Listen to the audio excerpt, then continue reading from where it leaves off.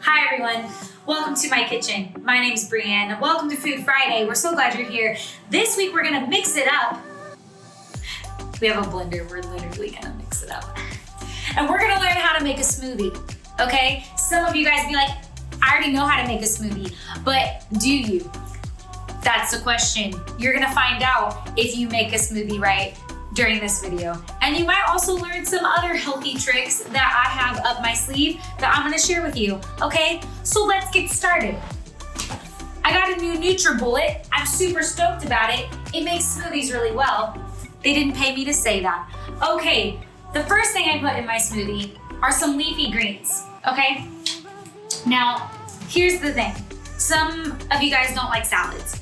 I don't really like them either, but this stuff is good for us. It makes us feel better and have better skin and makes everything better, apparently. That's what the doctors say.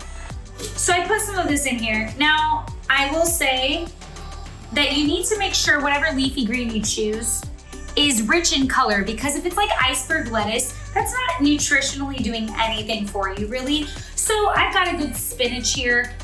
It's gonna really make me great, honestly. Then we're gonna move on to fruit. You can put more leafy greens in if you want. It's up to you, get crazy. But I'm gonna move on to fruit. I think that berries are a really good option. You can do anything, honestly, but berries work really well in smoothies. I've got some strawberries here. My NutriBullet's so cool, I don't even have to cut off the stems. I can just put them in there. I've also got some blackberries.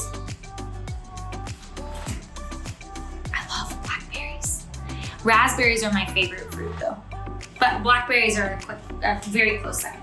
So I've got my leafy greens, my berries, and now for this one, let's see, I'm gonna do some banana. I don't do a whole banana because bananas are like really sweet, really sweet. And so you don't need that much, but they're also a secret weapon when it comes to smoothies, because bananas, because they're sweet and the texture is really mushy, so it makes your smoothie both creamy and it covers the taste of like the spinach or anything you don't really want to taste in there. I use bananas in like every single smoothie I make. They're fantastic. Okay, so banana. Moving on. You could add some yogurt now. You could add avocado. That's another thing that would make your smoothie very smooth. But I think I'm done for the fruit portion. I'm not gonna add any yogurt.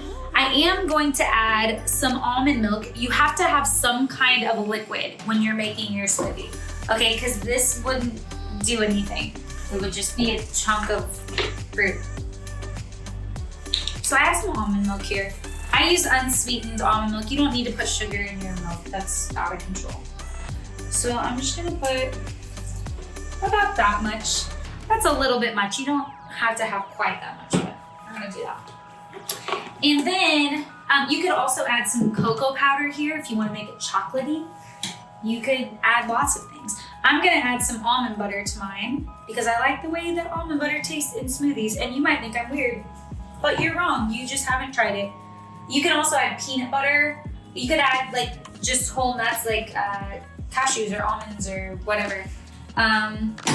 You could add honey or agave, but I have so much fruit in here, I don't really need it to be any more sweet.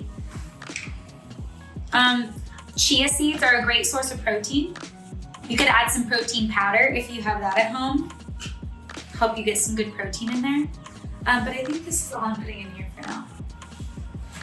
Now it's time to let the NutriBullet shine. Oh, just stared my toe. Here we go.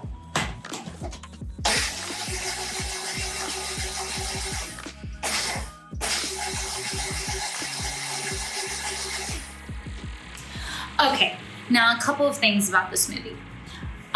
If you want it to be like a really cold smoothie, you can freeze the fruit that you're gonna put in there. That is the best way to do it. It will make your smoothie fantastic. But you can also add a couple of cubes of ice and blend that in there as well. I think I'm good like this. I'm strong. Now that I have my smoothie. Delicious. Let's talk about health. There's physical health. mental health, emotional health, spiritual health, all the kinds of health, right? And oftentimes at church, we don't talk about physical health, which I guess makes sense, but we're gonna talk about it today because your physical health is super important. It affects every area of your life, your brain function, your mood. And so it's important to bring into the conversation. And I think with physical health, and really all different types of health, it's easy to have an all or nothing mentality. Like you wanna go all out and I'm gonna go on this fad diet or I'm gonna work out really hard.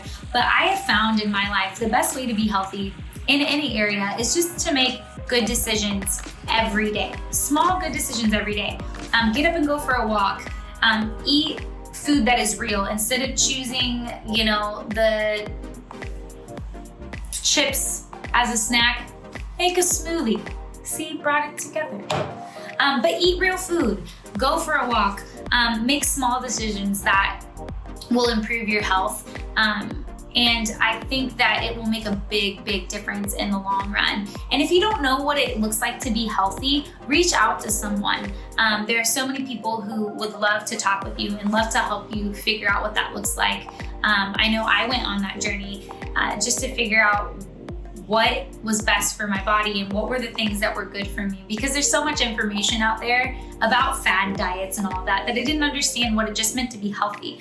And so reach out to someone, get healthy this week physically, and man, apply that to your emotional and spiritual and mental life as well. Like, we don't have to have these crazy experiences. Why don't we just make good decisions every day that lead us to be a little bit healthier? And I think we'll see a big, big change in our life. So here's to real food and to making better decisions in both our physical and mental, spiritual, emotional health.